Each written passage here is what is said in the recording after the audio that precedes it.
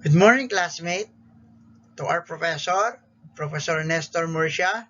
Good morning. I'm Marvin C. Rosel, and my report is Technology Education Curriculum Development Effort in the Philippines. Before I start my topic, let's see how technology education is important or how technology is important in education curriculum in the Philippines.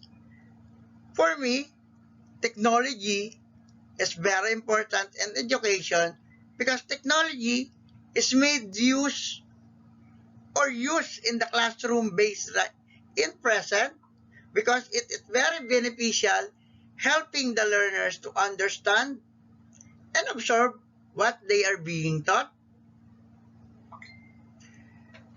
And today, technology has been incorporated in a good numbers of curriculum, even though that not belong to the technology and computer classes. Students make use computers to come up with presentation and also make use of the internet to carry out research on a variety of topics or their essay and papers. That's one of examples in education using a technology.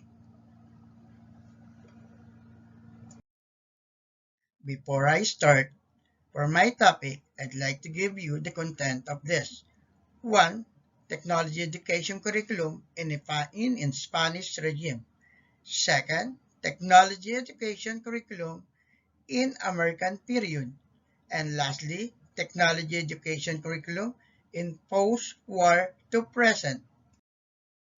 As a summary of this report, technology education curriculum in the Philippines show the development of education system is based those occupy our country from Spanish rule when they impose religion, culture, politics, values, and others. While under American, they developed technology education by installing a highly centralized public school system, and we receive a greater importance and support. Through years, technology education have a rapid growth, increase in offering, followed by the succeeding administration introduced and implemented the K-12 new curriculum program. Is how the new technical vocational and livelihood track or TVL track under its senior high school program to create cheap labors and promote an export labor policy in the country. As introduction to my report, the era of 21st century is often regarded as an era of technology. At present, it plays a very important role in our economy for a basis of growth and for our daily life. And an economy which poor in technology can never grow in today's scenario. Technology makes our work easier and less consuming.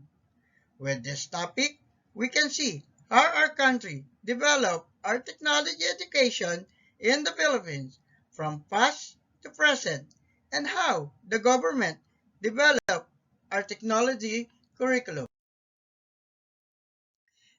Education during the Spanish regime. Education is informal, uninstructed, and devoid of methods. Children were provided more vocational training and less academic. Tribal tutors were replaced by the Spanish missionary. Education degree of 1863 was established to provide two primary school, one for the boys and another for the girls. The responsibility is under the municipal government. With this, also that time, we can see the Filipino has expertise in making idol of wood, stone, and gold, and also expertise in engineering skills, seen in the constructions of the rice terraces, wherein the beginning of the technology or the history was traced from the code of Kalantiaw. Let's proceed to the American period. One of the first concerns of the American in their colonial strategy at that time in the Philippines was the establishment of a strong system of education.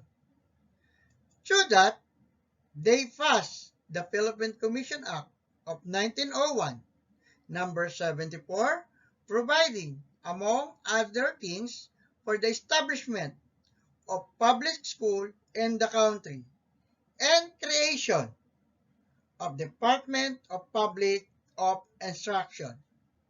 And also, Act provided the establishment of normal school or the Manila Normal School, the forerunner of the Philippine Normal College, same with the Technological University of the Philippines. At that time, the Americans started to operate the public school system. They noted the problem of promoting vocational education to the Filipino youth. In 1904, secondary vocational was prescribed in addition to the academic curriculum for secondary school vocational curriculum, wherein includes a 4-year commercial curriculum, 2-year trade curriculum, and 3-year curriculum, and the 3-year agriculture curriculum also. Evidently, the curricula were designed to meet the manpower needs and to increase the usefulness and productivity of the Philippines. To continue, in 1926, same curriculum was designated as a business activities and introduction of manufacturing of home economics. To following year, 1927, enacted Commonwealth Act of 3377 known as Vocational Act of 1927. In 1946 to 1949, they revised elementary and secondary curriculum. 3 secondary vocational curricula were offered: agriculture, trade, and homemaking. To continue, in 1926, same curriculum was designated as a business activities and introduction of manufacturing of home economics. To following year, 1927, enacted Commonwealth Act of 3377 known as Vocational Act of 1927.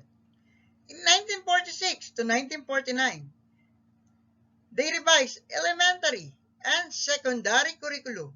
3 secondary vocational curricula were offered: agriculture, trade, and homemaking. Before we proceed to the present era of technology education, let's talk about the Japanese education.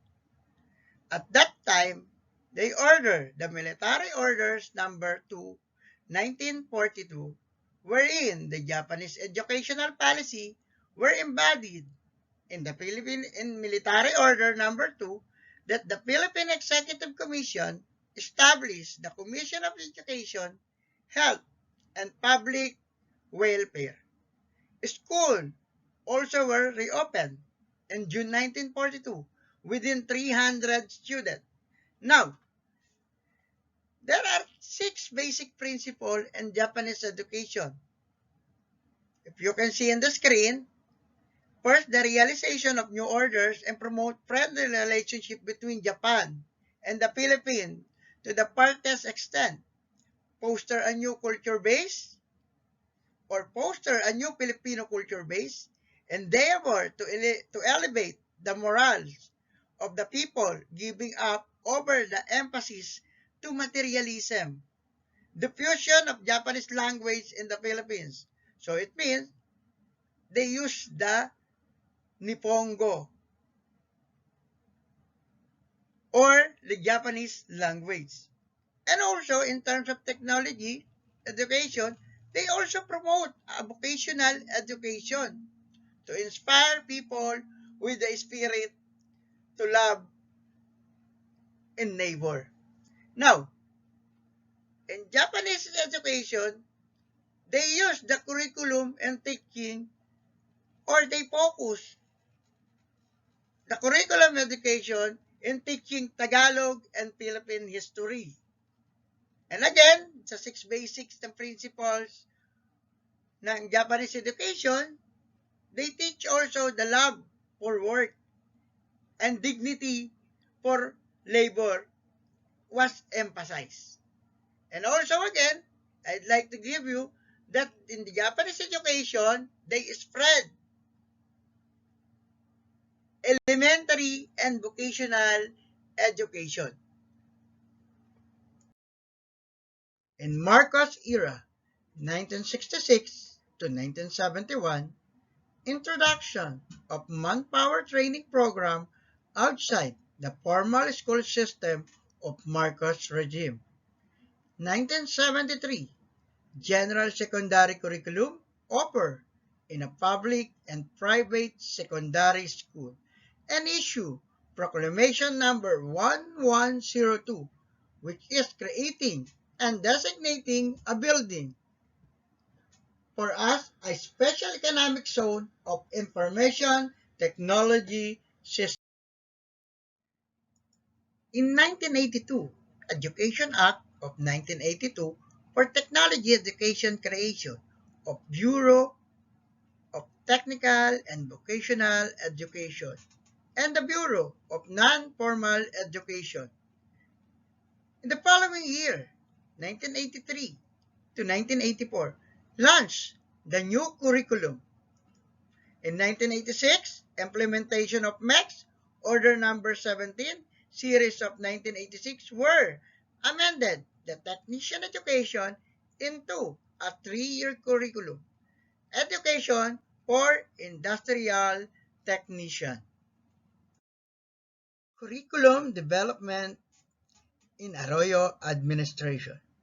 Implementing the basic education curriculum or the BEC, upgrading the teaching of 5 learning areas of English, Science, Math, Filipino, and Makabayan in basic education, and training teachers as well.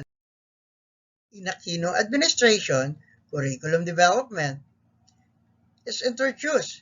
The K-12 is how the new Technical Vocational Livelihood Track or the TVL track under its senior high school program supposedly create cheap labors and promote an export labor policy in the country. For this plan and curriculum development, one of the 10 ways to fix the basic education in the country in Aquino administration is the technical vocational education as an alternative stream in senior high school because the K-12 program covers kindergarten and 12 years of basic education, 6 years from primary education, 4 years for junior high school, and 2 years for senior high school to provide sufficient time for the mastery of the concept and skills and also develop lifelong learners and prepare graduates for tertiary education.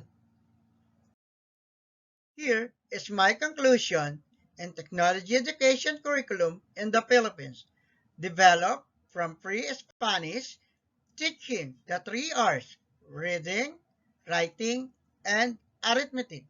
With these Filipino people got new learnings, American also have a great effort and share for the technology education for expanding it.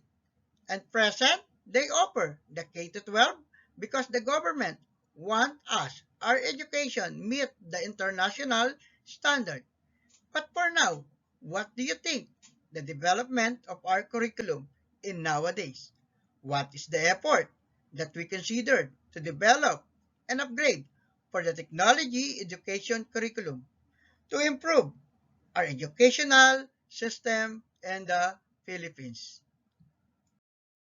My recommendation and technology education effort here in the Philippines, develop a common set of technology curriculum and competency program for teaching in technologically enabled school and post-secondary education institution so we can keep up to the trend of technology in the 21st century.